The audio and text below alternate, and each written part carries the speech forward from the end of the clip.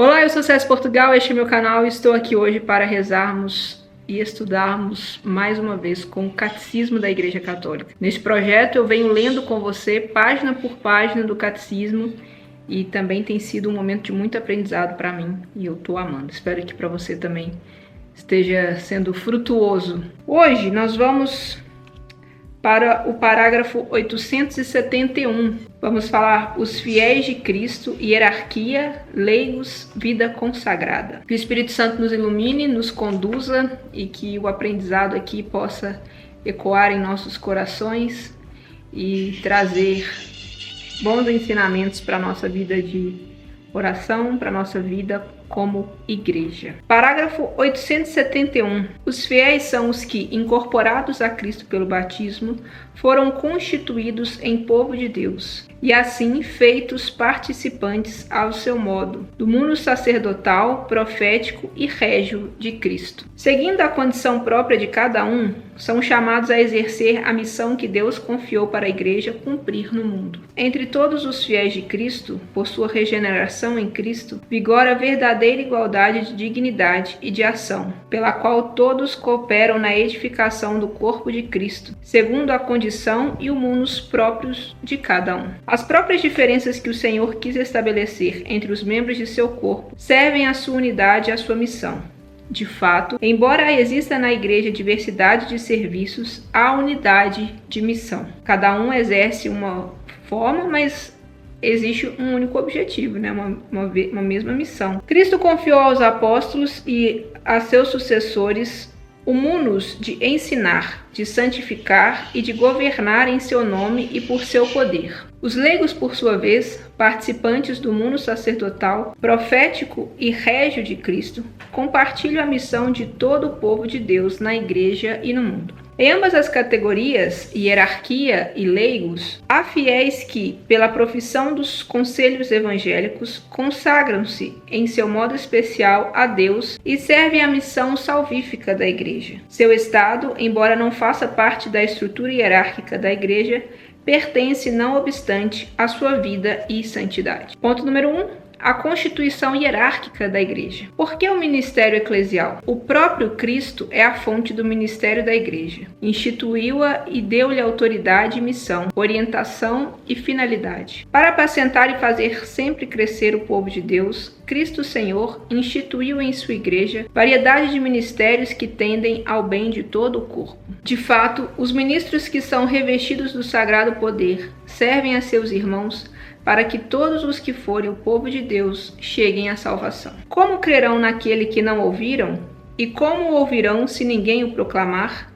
E como proclamarão se não houver enviados? Isso aqui é muito bonito, né? Como que essas outras pessoas vão crer naquilo que elas não ouviram? E como que elas vão ouvir se elas não proclamarem?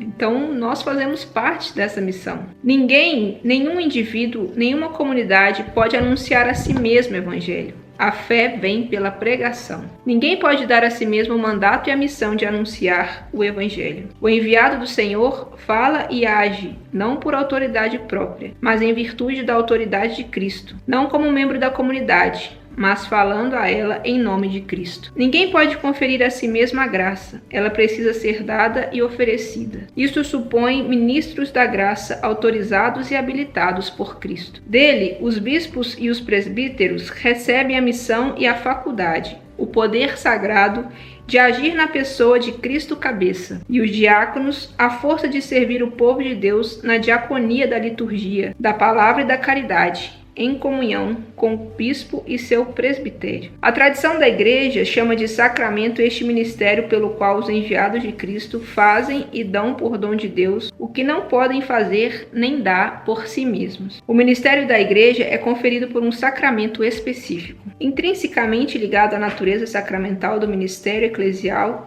está seu caráter de serviço. Com efeito, inteiramente dependentes de Cristo, que dá a missão e a autoridade, os ministros são verdadeiramente servos de Cristo, a imagem de Cristo que assumiu livremente por nós a forma de escravo. Visto que a palavra e a graça de que são ministros não são deles, mas de Cristo, que as confiou a eles em vista dos outros, eles se farão livremente servo de todos. Igualmente, é da natureza sacramental, do ministério eclesial, que exista um caráter colegial. Efetivamente, desde o início de seu ministério, o Senhor instituiu os 12, as sementes do novo Israel, e ao mesmo tempo a origem da sagrada hierarquia. Escolhidos conjuntamente, são também enviados conjuntamente. Sua união fraterna estará a serviço da comunhão fraterna de todos os fiéis. Esta união será como um reflexo e um testemunho da comunhão das pessoas divinas. Por isso, todo bispo exerce seu ministério dentro do colégio episcopal, em comunhão com o bispo de Roma, sucessor de São Pedro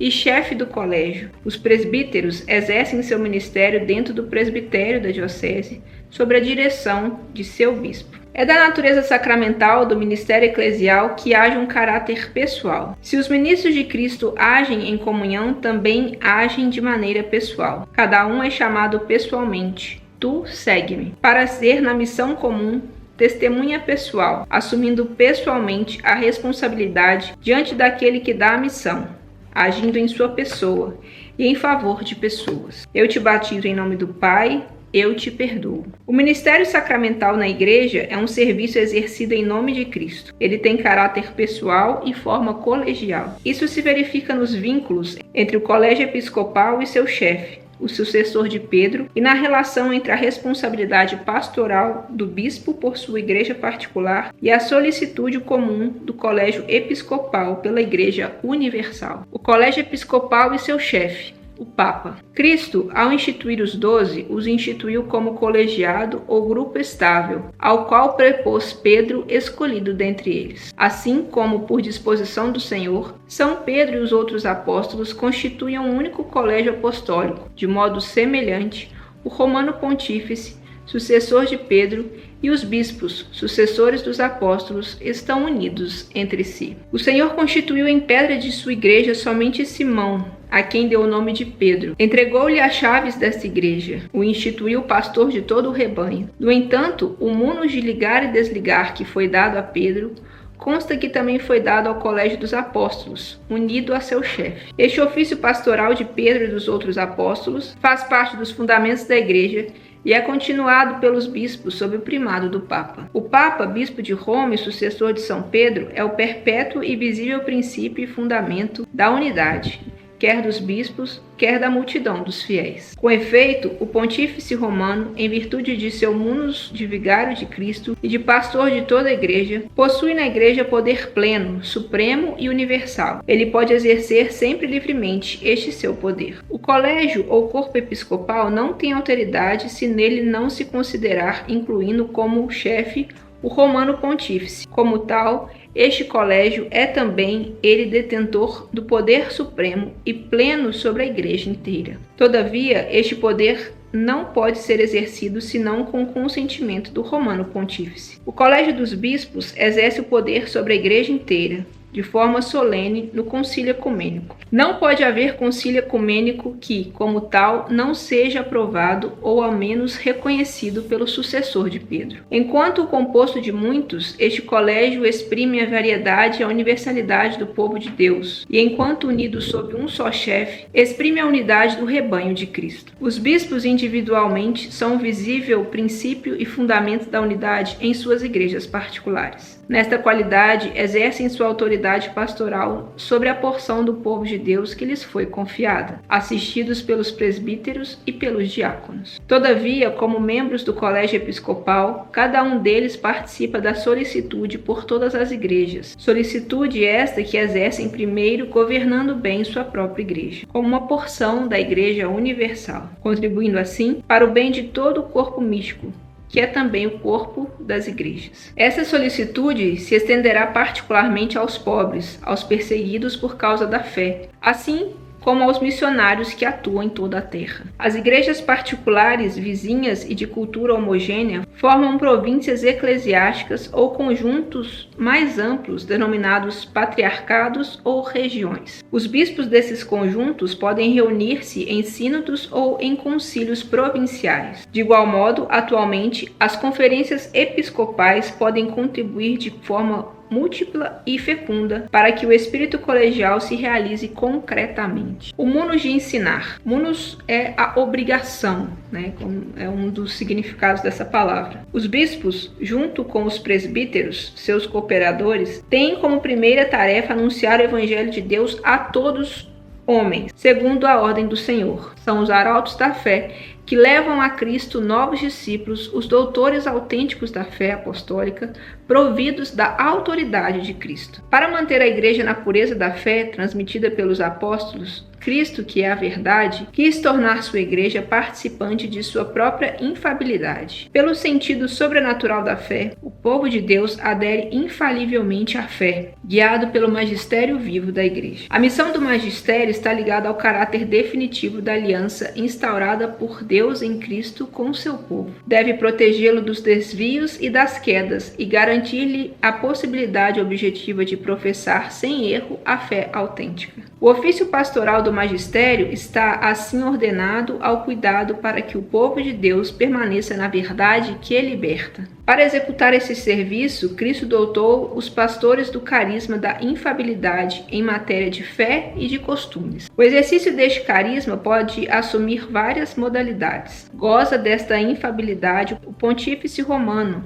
chefe do colégio dos bispos, por força de seu cargo, quando na qualidade de pastor e doutor supremo de todos os fiéis e encarregado de confirmar seus irmãos na fé, proclama, por um ato definitivo, um ponto de doutrina que concerne à fé ou aos costumes. A infabilidade prometida à Igreja reside também no corpo episcopal, quando este exerce seu magistério supremo em união com o sucessor de Pedro, sobretudo em um concílio ecumênico. Quando por seu magistério supremo a Igreja propõe alguma coisa a crer como sendo revelada por Deus, como ensinamento de Cristo, é preciso aderir na obediência da fé a tais definições. Eu acho bonito porque aqui ele fala que dá essa infabilidade, né? Então, de não errar, enfim, essa autoridade da Igreja, também aos bispos, né? E apesar da humanidade deles.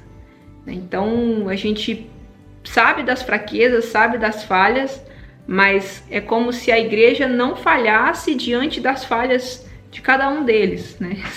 Se houverem falhas humanas, ela ainda permanece firme apesar delas. Esta infabilidade tem a mesma extensão que o próprio depósito da revelação divina. A assistência divina é também dada aos sucessores dos apóstolos, ao ensinar em comunhão com o sucessor de Pedro e de modo particular com o bispo de Roma, pastor de toda a igreja. Quando mesmo sem chegarem a uma definição infalível e sem se pronunciarem de forma definitiva, eles propõem no exercício do magistério ordinário um ensinamento que leva à melhor compreensão da revelação em matéria de fé e de costumes. A este ensinamento ordinário, os fiéis devem aderir com o religioso obséquio do Espírito, o qual, embora se distinga do assentimento da fé, o prolonga. O munus de santificar. O bispo tem igualmente a responsabilidade de ministrar a graça do sacerdócio, supremo em particular na Eucaristia, que ele mesmo oferece ou do qual garante a oblação pelos presbíteros, seus cooperadores, pois a Eucaristia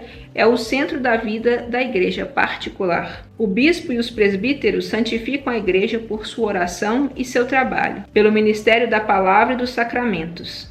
Santificam-na por seu exemplo, não como dominadores da herança, mas antes como modelos do rebanho. É assim que chegam com o rebanho que lhes está confiado à vida eterna. O munus de reger. Os bispos, como vigários e delegados de Cristo, dirigem suas igrejas particulares com conselhos, exortações e exemplos, mas também com autoridade e com poder sagrado, que devem exercer para edificar no espírito de serviço próprio de seu mestre. Este poder que exercem pessoalmente em nome de Cristo é um poder próprio, ordinário e imediato, embora seu exercício seja definitivamente regulamentado pela autoridade última e suprema da Igreja. Todavia, não se devem considerar os bispos como os vigários do Papa, cuja autoridade ordinária e imediata sobre toda a Igreja não anula, ao contrário, confirma e defende eles. Tal autoridade deve ser exercida em comunhão com toda a igreja, sob a condução do Papa. O bom pastor será o modelo e a forma do munus pastoral do bispo. Consciente de suas fraquezas, o bispo pode se compadecer dos ignorantes e extraviados. Não se negue, pois, a entender aos súditos, os amando como verdadeiros filhos,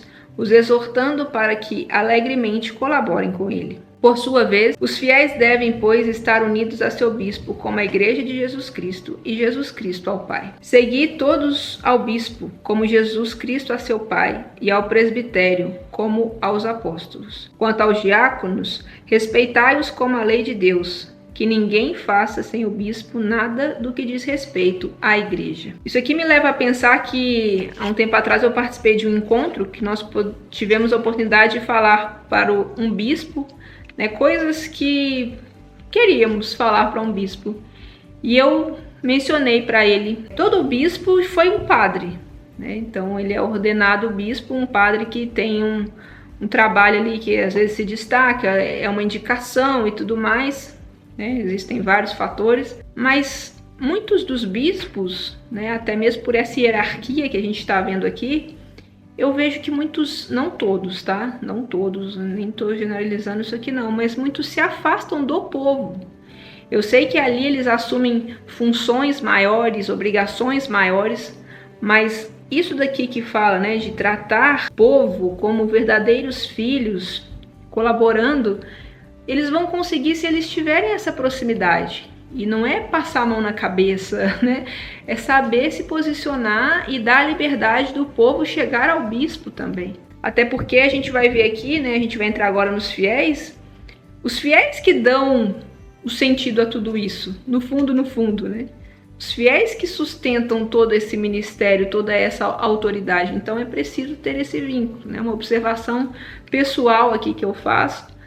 E dos bispos se posicionarem com autoridade, mas dando a liberdade do povo se aproximar mais deles. Ponto número 2, os fiéis leigos. Por leigos, entendem-se aqui todos os cristãos, exceto os membros das sagradas ordens ou do estado religioso, reconhecido na igreja. Isto é, os fiéis que, depois de serem incorporados a Cristo pelo batismo, constituídos povo de Deus e, em sua medida, feitos participantes da função sacerdotal, profética e régia de Cristo, exercem, por sua parte, na igreja e no mundo, a missão de todo o povo cristão. A vocação dos leigos. É específico dos leigos, por sua própria vocação, procurar o reino de Deus, exercendo funções temporais e as ordenando segundo Deus. A eles, portanto, cabe de maneira especial iluminar e ordenar de tal modo todas as coisas temporais, as quais estão intimamente unidos, que elas continuamente se façam segundo Cristo,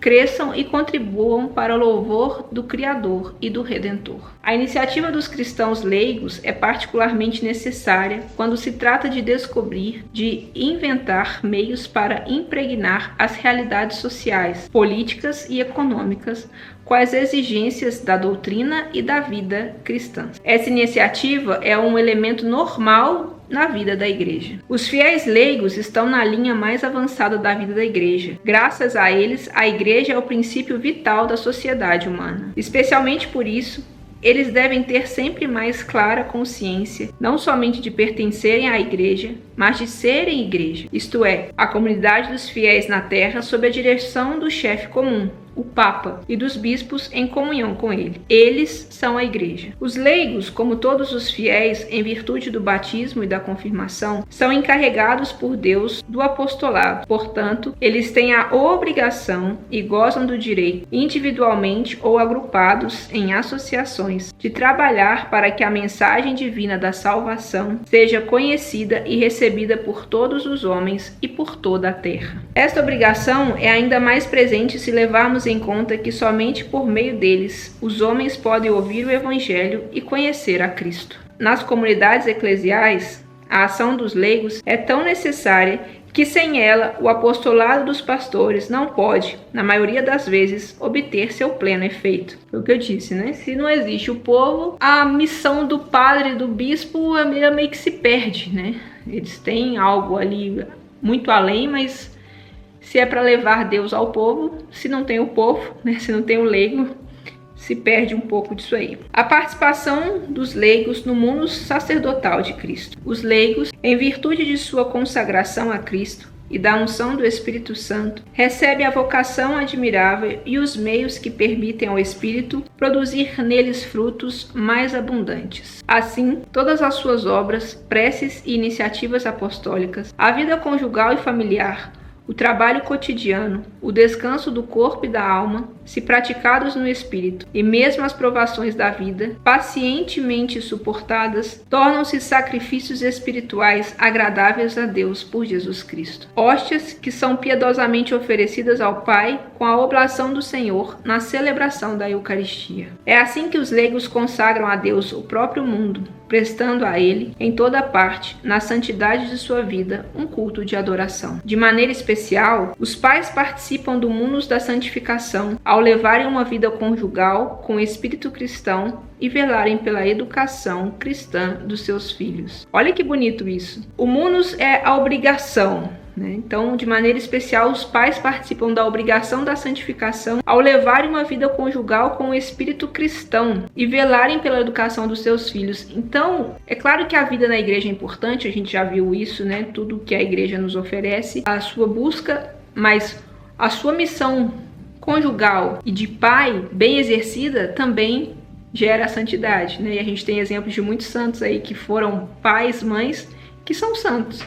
Isso é muito bonito. Se tiver as qualidades exigidas, os leigos podem ser admitidos de maneira estável aos ministérios de leitores e de acólitos. Onde a necessidade da igreja o aconselhar, podem também os leigos, na falta de ministros, mesmo não sendo leitores ou acólitos, suprir alguns de seus ofícios, a saber, exercer o ministério da palavra, presidir as orações litúrgicas, administrar o batismo, distribuir a Sagrada Comunhão de acordo com as prescrições do direito. Sua participação no munus profético de Cristo, participação dos leigos, né? Cristo exerce seu munus profético não somente por meio da hierarquia, mas também por meio dos leigos, fazendo deles testemunhas e os provendo do sentido da fé e da graça da palavra. Ensinar alguém para levá-lo à fé é a tarefa de cada pregador e até de cada crente. Os leigos exercem sua missão profética também pela evangelização, isto é, o anúncio de Cristo feito pelo testemunho da vida e pela palavra. Nos leigos, esta evangelização adquire características específicas e eficácia peculiar, pelo fato de se realizar nas condições comuns do século. Este apostolado não consiste apenas no testemunho da vida.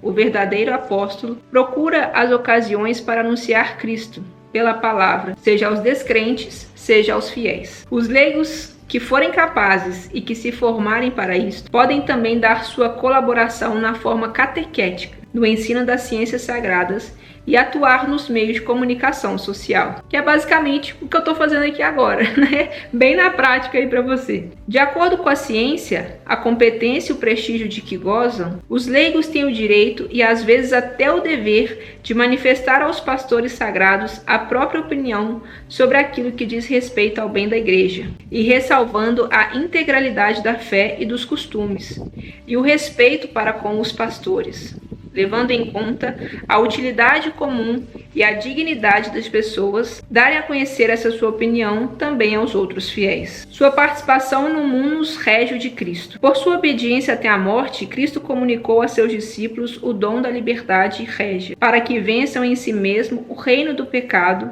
por meio de sua abnegação e vida santa. Aquele que submete seu próprio corpo e governa sua alma, sem se deixar submergir pelas paixões, é seu próprio Senhor, é dono de si mesmo. Pode ser chamado rei porque é capaz de reger sua própria pessoa, é livre e independente e não se deixa aprisionar por uma escravidão culposa. Além disso, unindo suas forças, os leigos purifiquem as instituições e as condições do mundo, caso estas incitem ao pecado. Isto de tal modo que todas as coisas se conformem com as normas da justiça, e em vez de elas se oporem, antes favoreçam o exercício das virtudes. Agindo dessa forma, impregnarão de valor moral a cultura e as obras humanas. Os leigos também podem se sentir chamados ou serem chamados para colaborar com os próprios pastores no serviço da comunidade eclesial, para seu crescimento e sua vida, exercendo ministérios bem diversificados,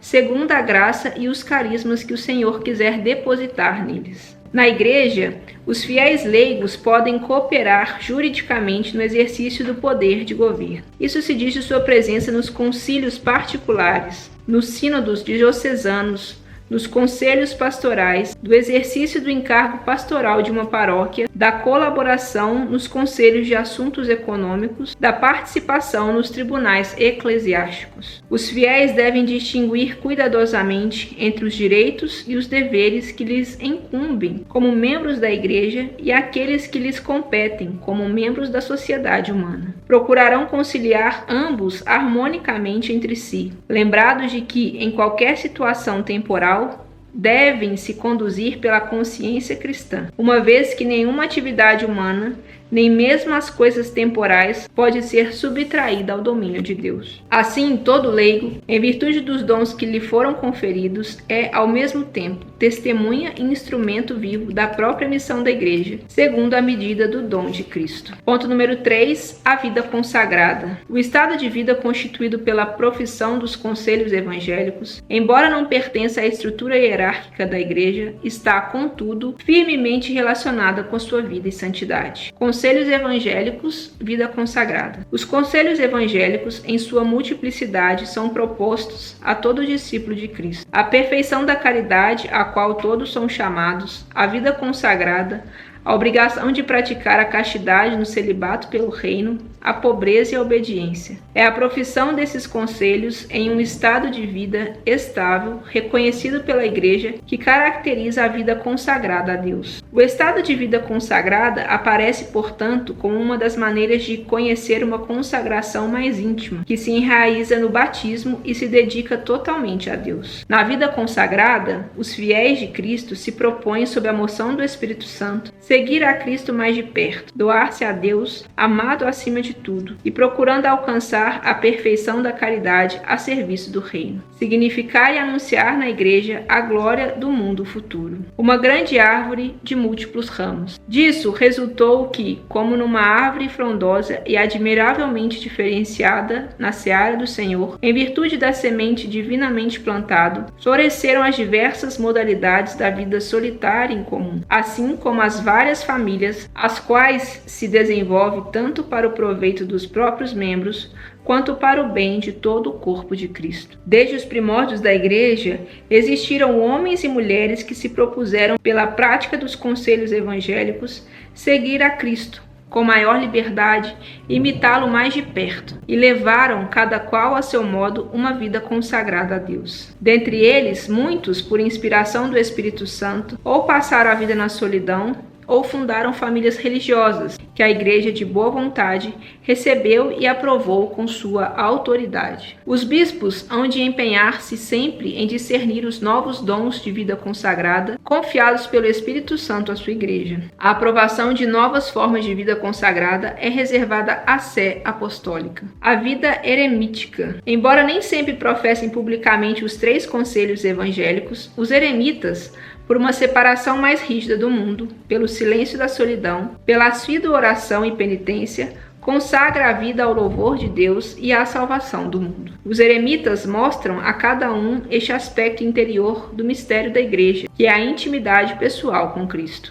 Escondida aos olhos dos homens, a vida do eremita é pregação silenciosa daquele ao qual entregou sua vida, pois é tudo para ele. É um chamado peculiar a encontrar no deserto, precisamente no combate espiritual, a glória do crucificado, as virgens e as viúvas consagradas. Desde os tempos apostólicos, virgens e viúvas cristãs, chamadas pelo Senhor a apegar-se a Ele sem partilha, em maior liberdade de coração, de corpo e de espírito, tomaram a decisão aprovada pela Igreja de viver respectivamente no estado de virgindade ou de castidade perpétua, por causa do reino dos céus. Emitido o santo propósito de seguir a Cristo mais de perto, as virgens são consagradas a Deus pelo bispo diocesano, segundo o rito litúrgico aprovado, misticamente desposadas com Cristo, Filho de Deus, e dedicadas ao serviço da Igreja. Por este rito solene, a Virgem é constituída pessoa consagrada, sinal transcendente do amor da Igreja a Cristo,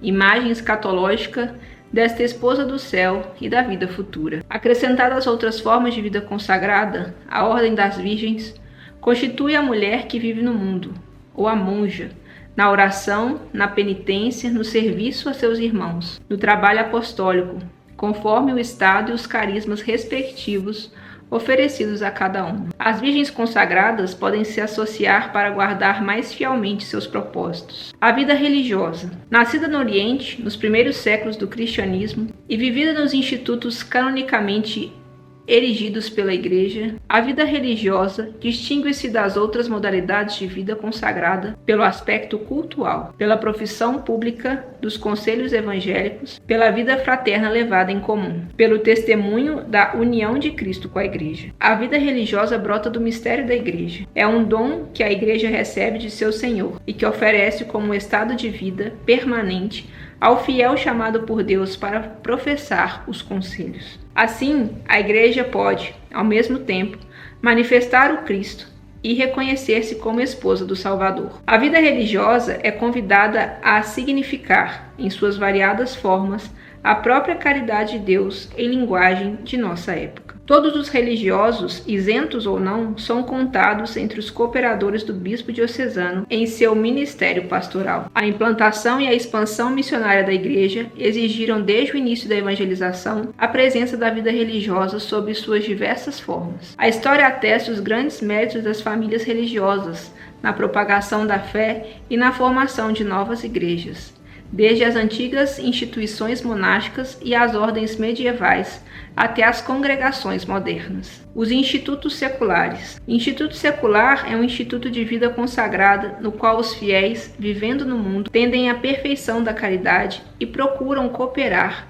para a santificação do mundo, principalmente atuando em seu interior. Por uma vida perfeitamente e inteiramente consagrada a esta santificação, os membros desses institutos participam da tarefa de evangelização da Igreja, no mundo e a partir do mundo, onde sua presença age como um fermento. Seu testemunho de vida cristã visa organizar as coisas temporais, de acordo com Deus, e impregnar o mundo com a força do Evangelho. Eles assumem por vínculos sagrados os conselhos evangélicos e mantém entre si a comunhão e a fraternidade próprias de seu modo de vida secular. A sociedade de vida apostólica. Às formas diversas de vida consagrada, acrescentam-se as sociedades de vida apostólica, cujos membros, sem os votos religiosos, buscam a finalidade apostólica própria de sua sociedade e, levando vida fraterna em comum, segundo o próprio modo de vida, tendem à perfeição da caridade pela observância das constituições. Entre elas, as sociedades cujos membros assumem os conselhos evangélicos por meio de algum vínculo determinado pelas constituições. Consagração e missão. Anunciar o Rei que vem. Entregue a Deus supremamente amado aquele que, pelo batismo, já estava a ele consagrado. É assim consagrado mais intimamente ao serviço divino e dedicado ao bem da Igreja. Pelo estado de consagração a Deus, a Igreja manifesta Cristo e mostra como o Espírito Santo age nela de maneira admirável. Os que professam os conselhos evangélicos têm por missão primeira viver sua consagração. Mas enquanto dedicados, em virtude da própria consagração ao serviço da Igreja, têm a obrigação de se entregar de maneira especial à ação missionária no modo próprio de seu instituto. Na Igreja, ela é como sacramento, isto é, sinal e um instrumento da vida de Deus. A vida consagrada aparece como um sinal peculiar do mistério da redenção. Seguir e imitar a Cristo mais de perto, manifestar mais claramente seu aniquilamento, é estar mais profundamente presente a seus contemporâneos no coração de Cristo. Aqueles que estão nesta via mais estreita estimulam seus irmãos por seu exemplo, dão este testemunho brilhante que o mundo não pode ser transfigurado e oferecido a Deus sem o espírito das bem-aventuranças. Seja este testemunho público, como no estado religioso, ou mais discreto, ou até secreto. O advento de Cristo permanece para todos os consagrados a origem e a orientação de sua vida. Como o povo de Deus não possui aqui na terra morada permanente, o estado religioso manifesta a todos os crentes, já aqui neste mundo, a presença dos bens celestes. Dá testemunho da vida nova e eterna, adquirida pela redenção de Cristo, prenuncia a ressurreição futura e a glória do reino celeste. Resumindo, por instituição divina, há na igreja entre os fiéis ministros sagrados, que no direito são também chamados clérigos. Os outros fiéis são também denominados leigos. Há ainda fiéis que pertençam a uma ou outra das duas categorias e que, pela profissão dos conselhos evangélicos, consagram-se a Deus e servem, assim, à missão da igreja. Para anunciar a fé e para implantar seu reino, Cristo envia seus apóstolos e seus sucessores, dá-lhes participação em sua missão. Eles recebem de Cristo o poder de agir em seu nome. O Senhor fez de São Pedro o fundamento visível de sua igreja. Entregou-lhe suas chaves.